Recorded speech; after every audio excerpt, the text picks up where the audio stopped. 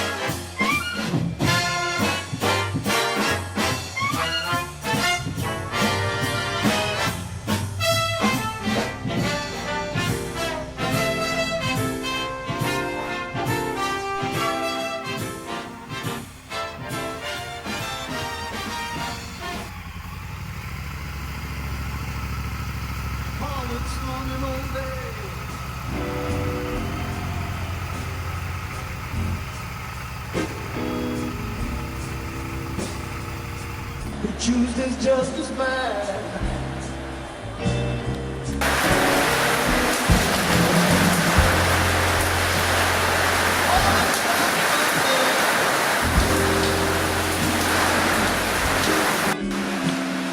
A bit of flooding over the road there.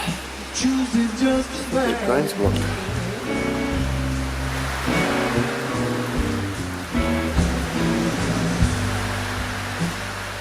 Rain's eased a bit now.